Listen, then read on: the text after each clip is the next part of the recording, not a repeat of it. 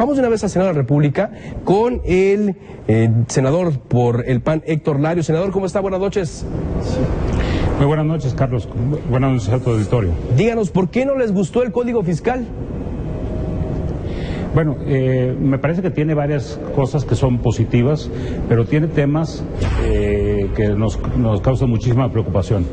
Por ejemplo, se amplía la prescripción de la responsabilidad hacendaria o fiscal de 5 a 10 años. Es decir, si yo calculé mal mis impuestos, los pagué mal, omití un impuesto de hace 9 años, ahora me lo pueden requerir. Y esto es muy importante, no más para que el auditorio compare. Por ejemplo, si alguien me extorsiona telefónicamente, que tiene secuestrado a mi hijo, etcétera, ese delito, si no lo atrapan, prescribe en 4 años. Pero si yo calculo mal mis impuestos, voy a tardar 10 años en que prescriba esa falta. No puede catalogarse esa falta como más grave que, por ejemplo, la extorsión o muchos otros delitos. Está el tema del buzón electrónico, la obligación de todos los contribuyentes de emitir facturas electrónicas, sí. Cuando el acceso a Internet en este país no es más allá del 30% en su propio domicilio. La contabilidad de cualquier contribuyente, hay que recordar que se desaparece el régimen simplificado y todos tienen que llevar contabilidad, se tiene que transmitir por Internet a la autoridad cada mes. Me parece que hay varias cuestiones que le quitan seguridad jurídica. El buzón electrónico, ciertamente en la Cámara de Diputados lo postergaron, su entrada en vigor 1 año, pero es un tema que preocupa muchísimo, el que por la computadora, por Internet, puedan hacerte una compulsa, darte el resultado, depositarlo en un buzón electrónico de la página del SAT, y si tú no te inconformas en 3 días, quede en firme el crédito fiscal, y con las nuevas atribuciones de asegurar la cuenta, pues se puedan quedar con el dinero que tú tienes en tus cuentas, de manera que sin posibilidades de defensa. Entonces hay varios detalles importantes que hicieron que el grupo del PAN votara en contra. Adicionalmente, la actitud del PRI de no aceptar ningún cambio. Ciertamente hubo cambios, sí, pero los cambios que se hicieron fueron de referencia. Es decir, en la Cámara de Diputados, cuando hicieron las modificaciones al Código Fiscal, no se fijaron que habían cambiado también la ley del impuesto sobre la renta, y entonces si un artículo decía, como dice el artículo fulanito, no es ese artículo, es otro número diferente. Entonces los únicos cambios fueron de referencia de número.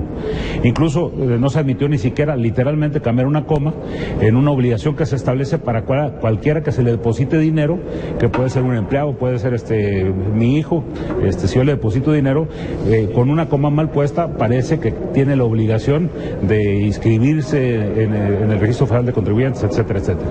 ¿Y qué va a pasar entonces ahora, senador? La Cámara de Senadores ya se supone que es la Cámara revisora, por eso hizo este trabajo.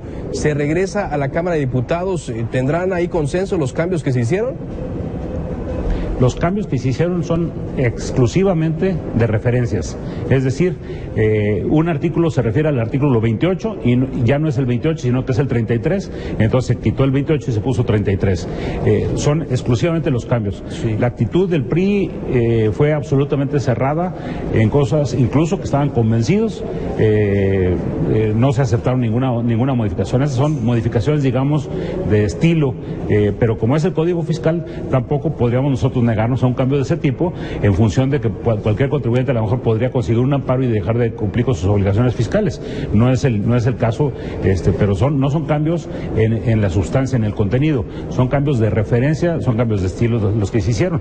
No va a tener ningún problema la Cámara de Diputados en respaldarlos. Ellos mismos incluso se dieron cuenta de los errores una vez que la habían aprobado. Senador, vemos que ustedes están oponiendo y están votando en contra de estas propuestas que se están presentando. Sin embargo, bueno, con la mayoría del PRI y el apoyo del PRD están pasando. ¿Qué pueden hacer ustedes para que, ya que estas reformas van a pasar, aún con su oposición, pues se puedan hacer otras en paralelo para hablar de transparencia, rendición de cuentas, entre otras cosas?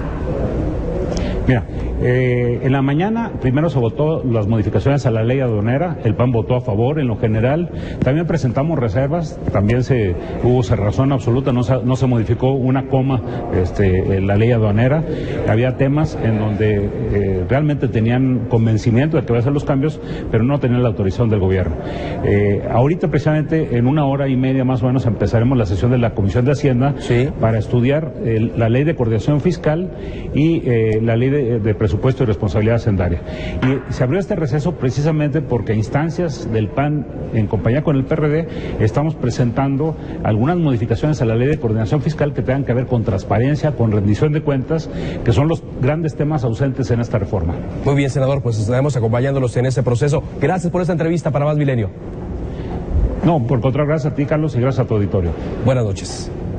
Vivo desde el Senado de la República, Héctor Larios, legislador del PAN, quien ya nos había dicho, nos había adelantado aquí que su bancada se iba a poner, ya también nos lo había dicho aquí Ernesto Cordero. Vemos que sistemáticamente el Partido Acción Nacional se ha pronunciado en contra y se les ha acusado de que están votando divididamente en las comisiones y cuando ya se van a lo general y lo particular. La realidad es que están negociando, para eso es la Cámara de Senadores en este asunto en particular, que es la reforma hacendaria, la Cámara Revisora.